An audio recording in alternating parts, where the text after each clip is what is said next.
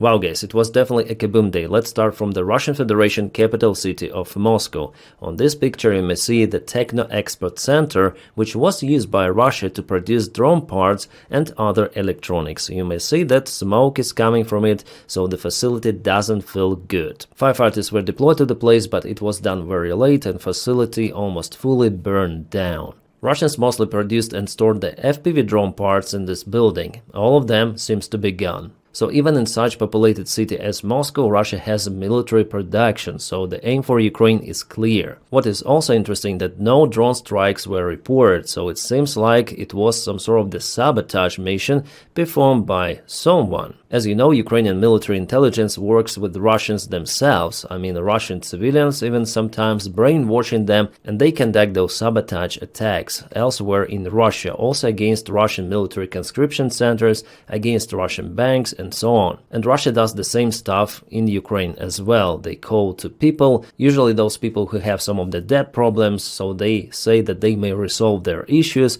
if they obey orders. Most of the country's intelligence services work like that. It's the hybrid war, as we call it. Not just military is in use, but also propaganda. By the way, I'm in that part too, and intelligence missions, involving sometimes even random people. For example, even with the spiderweb operation, drivers delivered special cargo close to the military airfields, and they were not aware about their load behind. So there is the great probability for it to be a sabotage attack. And what we have here is the satellite image confirmation about the Ukrainian Neptune strike on the Russian drone facility. It's called Elektrodetal, which is producing components for the Russian drones. Well, as you may see, there were some of the strikes here, but this production warehouse didn't burst into flames like the previous one. Well, more to go. This is, by the way, a Karacháyevo city. Also, there were reports about the big kaboom in Nizhny Novgorod refinery. You may see the fire over there. Well, initially Russian officials say that no, it's normal, it is a flame that could be during the refinery process. No, not like that.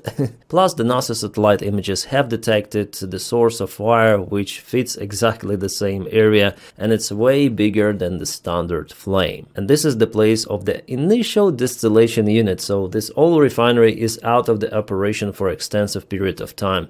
No surprise any longer. Yeah, every day there are some of the refineries being kaputted in Russia. Just right now the substation in Belgorod region was attacked. There is some sort of the fire out there. Electricity is out for many of the households. Happens. Special military operation after all. Yeah, he says partially there is no electricity inside the city. The most important thing that advertisements are working here, but the rest are gone. A Belgrade governor has already confirmed the strike. He says, oh, this evening is terrible. Yeah, because some of the drones hit the energy infrastructure, and here in this video he confirms that.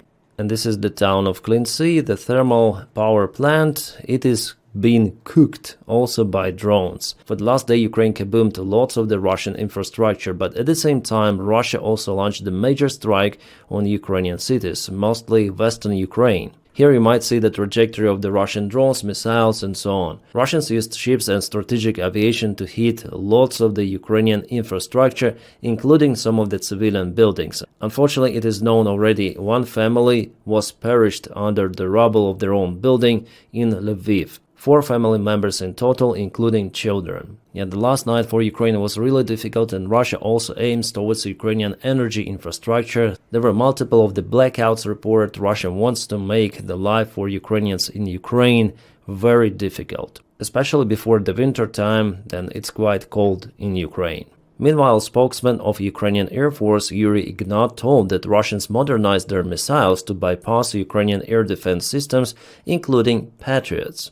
Now even ballistic missiles are capable for maneuvers, which makes it very difficult for Patriot, even PAC-3 missiles to intercept those. Well, the same reports already heard in Western legacy media. They say that in some of the cases, Patriots are not effective at all, or the probability to shut down Russian missiles is close to 6%. Before it was 50-60. So Russians are not staying at the same place, they're trying to modernize their gear, and air defense systems also should be modernized accordingly. Yeah, it was the Financial Times, they published the report about the quantity of those missiles and drones which were launched towards Ukraine.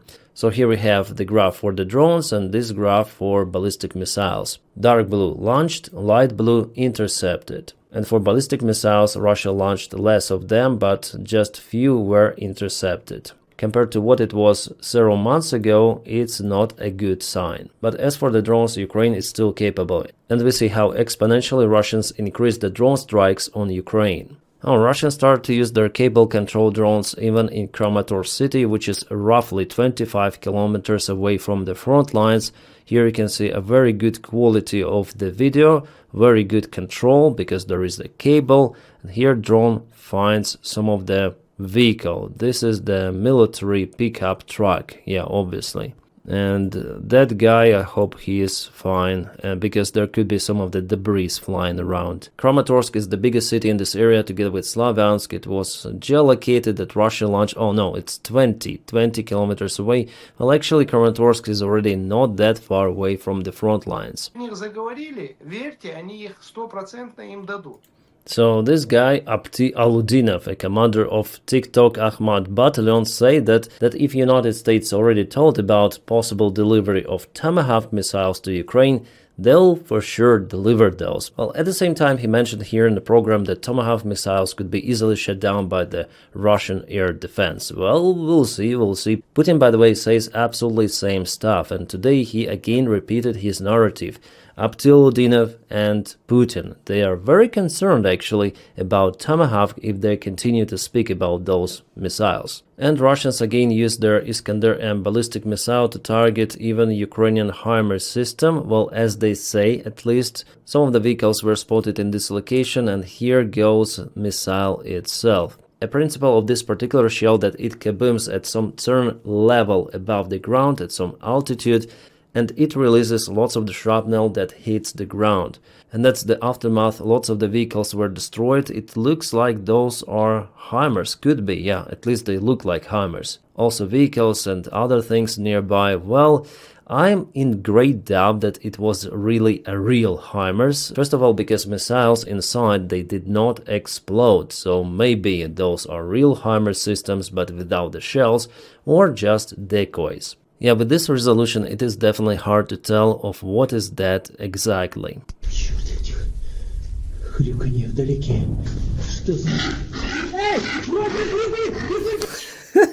Is it AI?